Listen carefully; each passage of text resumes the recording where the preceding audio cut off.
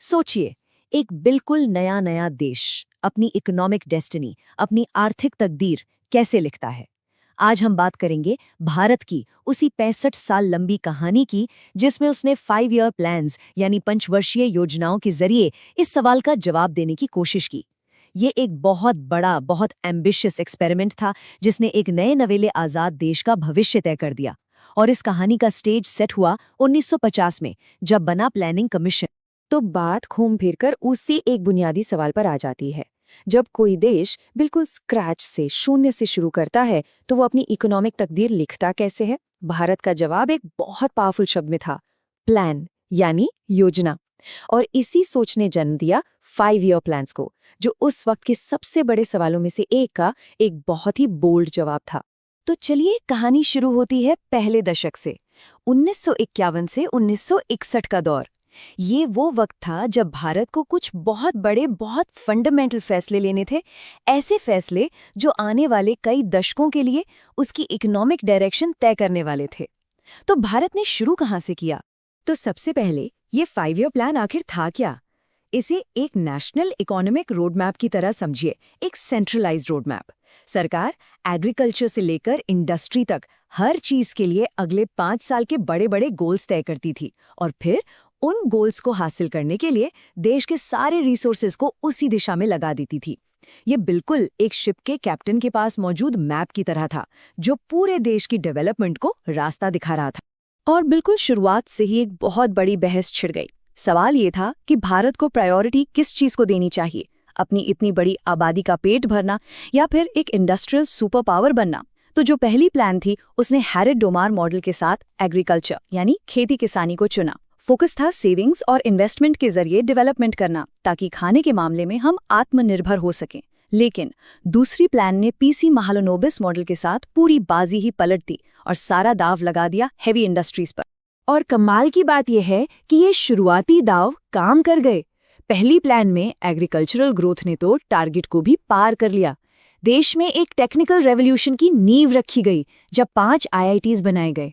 और दूसरी प्लान के अंदर स्टील प्लांट्स जैसे हेवी इंडस्ट्रीज ने भारत के इंडस्ट्रियलाइजेशन का रास्ता खोल दिया।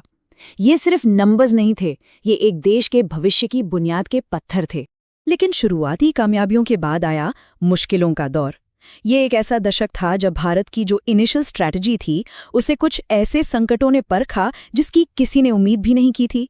थर्ड प्लान, जिसका लक्ष्य था सेल्फ रिलायंस यानी आत्मनिर्भरता, उसे सबसे बड़ा फेलियर माना जाता है। और वजह थी एक के बाद एक संकट। 1962 में चीन के साथ लड़ाई, फिर 1965 में पाकिस्तान के साथ जंग, और जब लगा कि सब खत्म हुआ तो 1966 में आया एक भयानक सूखा। देश की इकोनॉमी की तो जैसे कमर ही टूट गई थी। हालात इतने बिगड़ गए कि सरकार को एक ऐसा कदम उठाना पड़ा जो पहले कभी नहीं हुआ था। 5 ईयर प्लान्स को पूरी तरह से रोकना पड़ा। इसी को प्लान हॉलिडे के नाम से जाना गया। 1966 से 1969 तक लंबी प्लानिंग की जगह 3 एनुअल प्लान्स चलाए गए, बस किसी तरह इकोनॉमी को स्टेबलाइज करने की एक कोशिश में। लेकिन कहते हैं ना, हर संकट एक मौका भी लाता है। इसी मुश्किल दौर से एक नई प्रायोरिटी ने जन्म लिया। अब फोकस सीधे सीधे गरीबी पर था, और 5th प्लान का वो मशहूर नारा, गरीबी हटाओ, इसी बड़े बदलाव का सिंबल बन गया। एक ऐसा नारा जिसने सिर्फ इकोनॉमी ही नहीं, भारत की पॉलिटिक्स को भी हमेशा के लिए बदल दिया। लेकिन इस पूरी उथल पुथल के बीच भी देश आगे बढ़ रहा था। ग्रीन रेवोल्यूशन यानी हरित क्रांति ने रफ्तार पकड़ी, जिससे खाने के मामले में देश को बहुत जरूरी सेल्फ सफिशिएंसी मिली। 1969 में 14 बड़े बैंकों को नेशनलाइज किया गया, और उसी साल भारत का गौरव ISRO भी बना। ये इस बात का सबूत है कि मुश्किल से मुश्किल वक्त में भी देश का निर्माण रुका नहीं। और अब हमारी कहानी में आता है एक बड़ा ट्विस्ट, एक ड्रामेटिक मोड़। 1980 का दशक। ये भारत की इकोनॉमिक स्टोरी में एक नए चैप्टर की शुरुआत थी। एक ऐसा चैप्टर जो देश की दिशा हमेशा हमेशा के लिए बदलने वाला था। 6th प्लान, ये एक आइडियोलॉजिकल टर्निंग पॉइंट था। इसे अक्सर नेहरूवादी समाजवाद का अंत कहा जाता है। मतलब वो स्टेट कंट्रोल्ड इकोनॉमिक मॉडल जो अब तक भारत की पहचान था, अब बदलने लगा था। सरकार के कंट्रोल वाला दौर धीरे धीरे पीछे छूट रहा था, और इकोनॉमिक लिबरलाइजेशन यानी आर्थिक उदारीकरण की एक नई लहर के लिए रास्ता बन रहा था। लेकिन जो सबसे बड़ा, सबसे रैडिकल बदलाव था, वो एक और बड़े क्राइसिस की वजह से आया। 1990 आते-आते भारत एक बहुत बड़े इकोनॉमिक क्राइसिस की कगार पर खड़ा था। इतना बड़ा कि 1990 से 92 के बीच एक और प्लान हॉलिडे लेना पड़ा। और इसी संकट ने भारत को अपने इतिहास के सबसे बड़े इकोनॉमिक रिफॉर्म्स यानी आर्थिक सुधार करने पर मजबूर कर दिया। और 8th प्लान के साथ आए वो मशहूर LPG रिफॉर्म्स, जिसने एक नए इकोनॉमिक युग की शुरुआत की। L फॉर लिबरलाइजेशन यानी उदारीकरण, जिसने उस लाइसेंस राज को खत्म किया। P फॉर प्राइवेटाइजेशन यानी निजीकरण, जिसने प्राइवेट सेक्टर के लिए दरवाजे खोले।